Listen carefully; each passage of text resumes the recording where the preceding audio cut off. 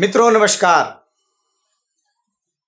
कैसे बनाए एनजीओ और कैसे संचालित करें एनजीओ, आयकर में और जीएसटी कानून में क्या फॉर्मेलिटीज होंगी एनजीओज के लिए, आइए जानते हैं इस वीडियो में।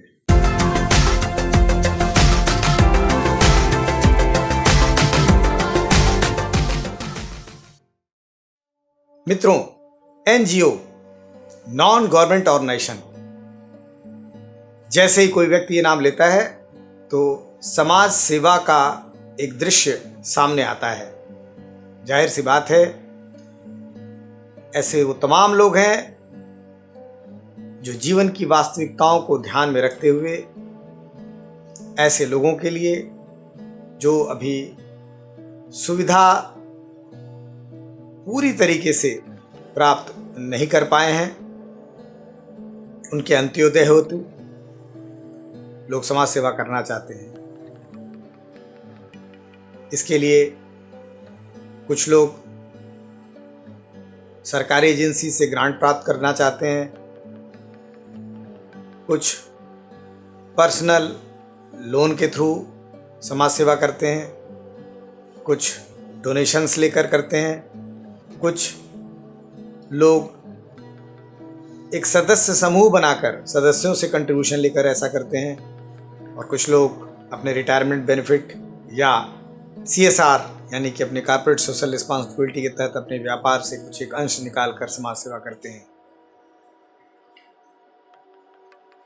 रोटी कपड़ा मकान, चिकित्सा, हरित क्रांति, श्वेत क्रांति, शिक्षा, प्राथमिक शिक्षा, प्राथमिक चिकित्सा, AIDS awareness, plantation, conservation of forest, हस्तशिल्प, क्राफ्ट्स आदि, ये सारी चीज़ें एनजीओज कवर करते हैं। प्रश्न ये होता है कि एनजीओ कैसे बनाएं।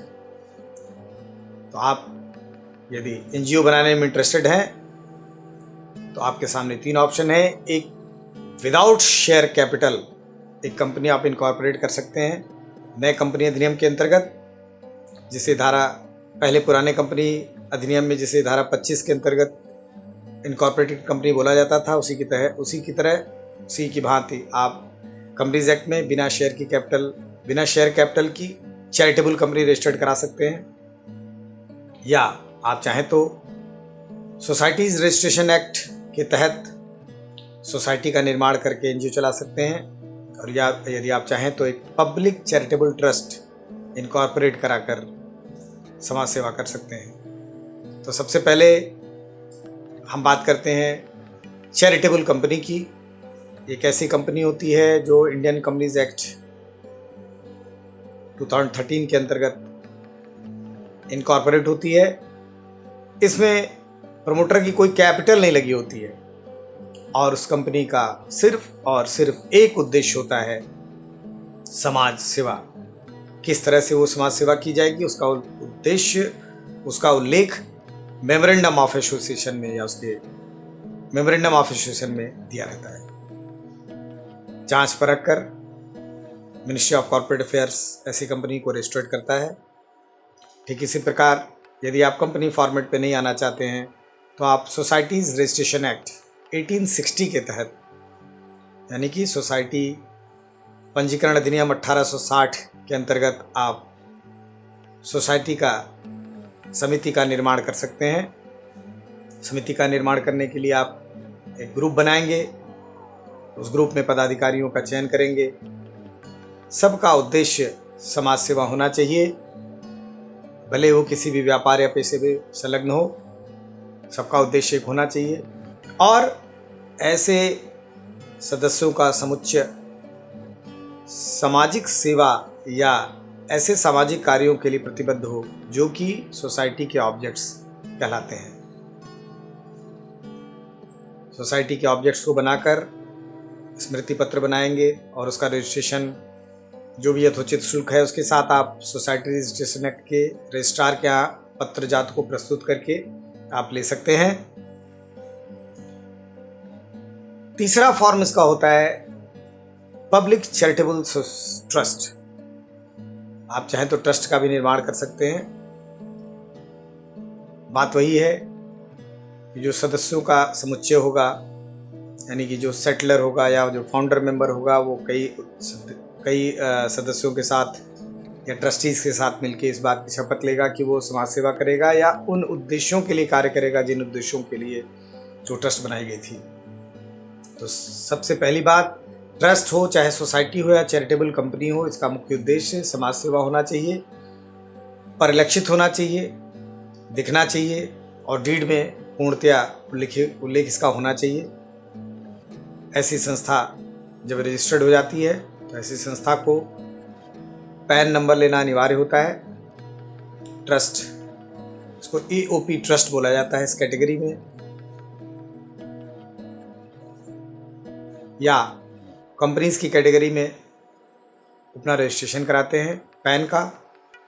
पैन नंबर प्राप्त होने के बाद आप बैंक में अकाउंट खोलते हैं जिसमें आप सदस्यों से प्राप्त या ट्रस्टी से प्राप्त धन को जमा करते हैं। बैंक अकाउंट खुलने के बाद यदि आपको ऐसा लगता है कि ट्रस्ट या सोसाइटी या चैरिटेबल कंपनी अपने उद्देश्यों को पूरा करने के लिए कुछ कमर्शियल एक्टिविटी करेगी, अर्थात ऐसी NGO सामाजिक उद्देश्यों को फाइनेंस कुछ कमर्शियल एक्टिविटी करके करेगी और उसके प्रॉफिट से करेगी, तो ऐसे में आपको GSTN नंबर लेना भी अनिवार्य होगा। ऐसी NGO GST में रजिस्टर्ड होगी। रजिस्टर्ड होने के पश्चात टैक्स इनवॉइस इशू करने के लिए एलिजिबल हो जाएगी और कमर्शियल एक्टिविटीज़ के द्वारा अर्जित किया गया लाभ सामाजिक उद्देश्यों से या सामाजिक उद्देश्यों के लिए या ट्रस्ट जिस उद्देश्य से या सोसाइटी जिस उद्देश्यों से रजिस्टर्ड की गई थी उसके लिए वो खर्च करेगी। ऐसे में आयकर अधिनियम ये कहता है कि आप सक्षम कमिश्नर के तहत कमिश्नर एग्जम्पशन के सामने कर से छूट का आप दावा करेंगे। कर से छूट का दावा करने के लिए आपको अपनी सोसाइटी, कंपनी या ट्रस्ट को रजिस्टर्ड कराना पड़ेगा सेक्शन 12AA में इनकम टैक्स कमिश्नर एग्जम्पशन के द्वारा।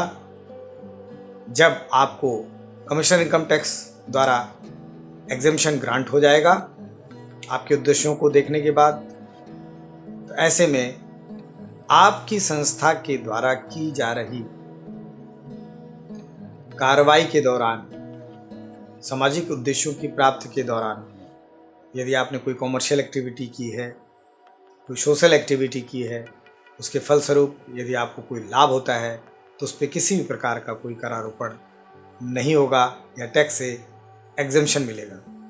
इसके लिए आयकर अधिनियम की धारा 11 और 12 छूट लेने के लिए निर्धारित की गई है। तो अब समाज सेवा आसान तो है, किंतु इसके लिए आपको हाउसकीपिंग करनी पड़ेगी, books of account, cash book, ledger इत्यादि मेंटेन करने पड़ेंगे, बैंकिंग माध्यमों को अपनाना पड़ेगा। जिन स्रोतों से आपके पास रुपया, पैसा या संपत्तियाँ आई हैं उसका अभिलेख अपने पास आपको रखना पड़ेगा और संस्था के उद्देश्यों को पूर्ति के हेतु जो आपने खर्चे किए हैं या जो कैपिटल इन्वेस्टमेंट किया है, रेवेन्यू एक्सपेंडिचर किया है, इसका भी रिकॉर्ड आपको अपने पास रखना पड़ेगा और साल के अंत में आयकर का रिटर्न भली भांति अंतिम तिथि के पहले आपको जमा करना पड़ेगा। यदि आप GST में रजिस्टर्ड हैं तो GST के रिटर्न मासिक आधार पर आपको फाइल करने पड़ेंगे और यदि आपकी NGO कंपोजिट स्कीम में आती है तो क्वार्टरली आपको रिटर्न फाइल करना पड़ेगा। यही नहीं, NGO आयकर में TDS और TCS से भी आच्छादित है, तो यदि TDS और TCS के से संबंधित कोई पेमेंट हो रहे हैं तो ऐसा करना भी अनिवार्य होगा। आशा है, पूर्ण विश्वास है कि आपको ये वीडियो अच्छा लगा होगा कि किस प्रकार NGO का निर्माण करें और किस प्रकार NGO के खातों को मेंटेन करें और कैसे NGO अपने रिटर्न को विभिन्न सरकारी विभागों में फाइल करें। अंत में मैं यही कहूँगा कि एनजीओ से संबंध जो भी व्यक्ति हों वो लाभ को सामाजिक उद्देश्यों की प्राप्ति हेतु प्रयोग अवश्य करें। आज के लिए इतना ही। धन्यवाद। नमस्कार।